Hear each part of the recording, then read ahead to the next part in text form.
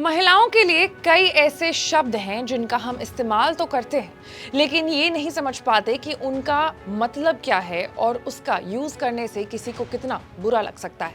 ऐसे कई बार court room में भी होता है जब केस ऐसे आते हैं कि आप ना चाहते हुए भी कुछ ऐसे शब्दों को बोल जाते हो जिससे महिलाओं की गरिमा को चोट पहुंचती है।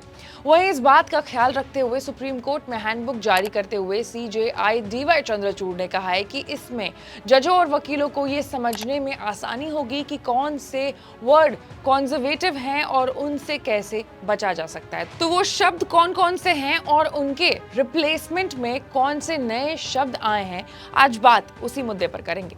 नमस्कार, मैं हूं आशीष सिंह और आप देख रहे हैं अनकट। सबसे पहले खबर क्या है वो जान लेते हैं। तो प्रोस्टिट्यूट, हुकर और मिस्ट्रेस जैसे 40 रूढ़िवादी शब्दों को सुप्रीम कोर्ट ने अपने हैंडबुक से हटा दिया है, जिसका इस्तेमाल कानूनी दलीलों और फैसलों में इस्तेमाल नहीं किया जाएगा। सुप्रीम कोर्ट के मुख्य न्यायाधीश डीवाई चंद्रचूड़ ने न्याय फैसलों में लैंगिक रूढ़िवादी यानी जेंडर स्टीरियोटाइपिंग को खत्म करने के लिए लेटेस्ट हैंडबुक को लॉन्च किया है। जजों और कानूनी बिरादरी को समझाने और महिलाओं को स्टीरियोटिपिकल शब्दों के इस्तेमाल से बचाने के लिए ये कॉम्बैटिंग जेंडर स्टीरियोटाइप्स हैंडबुक जारी की गई है। दरअसल 8 मार्च को महिला दिवस पर सुप्रीम कोर्ट में हुए इवेंट में कहा गया था कि कानूनी मामलों में महिलाओं के लिए आपत्तिजनक शब्दों का इस्तेमाल रुकेगा, जल्द ही इसके लिए डिक्शनरी आएगी। वहीं अब इसको ध्यान में रखते हुए 16 अगस्त को ये कॉम्बैटिंग जेंडर स्टीरियोटाइप्स हैंडबुक को लॉन्च किया गया है। इस हैंडबुक में वो शब्द हैं जिन्हें पहले की अदालतों में यूज किया गया है। शब्द गलत क्यों हैं और वो कानून को और कैसे बिगाड़ सकते हैं, इसके बारे में भी बताया गया है। जस्टिस डीवाई चंद्रचूड़ ने कहा है कि इस हैंडबुक को तैयार करने का मकसद किसी फैसले की आलोचना करना या संदेह पैदा करना नहीं है, बल्कि ये बताना है कि अनजाने में कैसे रूढ़िवादी शब्दों की परंपरा चली आ रही है।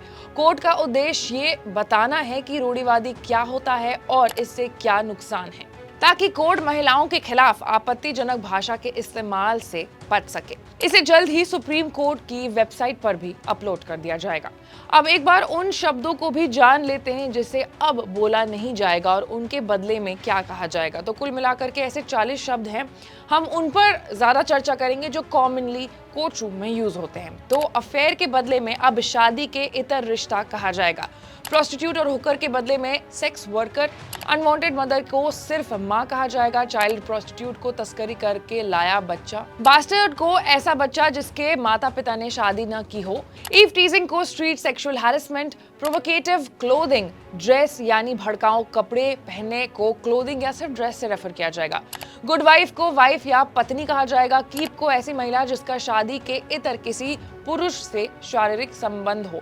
तो ये वो तमाम सारे शब्द हैं जो महिलाओं के लिए अक्सर लोग यूज किया करते थे। वकील और जज भी फैसला सुनाने और दलील देने में यूज किया करते थे। कॉमनली यूज वर्ड्स थे जिन्हें अब रिप्लेस कर दिया गया है और ऐसे शब्दों को इंट्रोड्यूस किया गया है जिससे ये कोशिश की जाए कि महिलाओं की जो गरिमा है उसको ठेस ना पहुंचे। और आप भी ये कोशिश करिए कि ये जो तमाम शब्द है, वो 40 शब्द हैं, आप उसको अपने रोजमर्रा के जीवन में ना यूज करें, उसको इग्नोर करें यूज करना।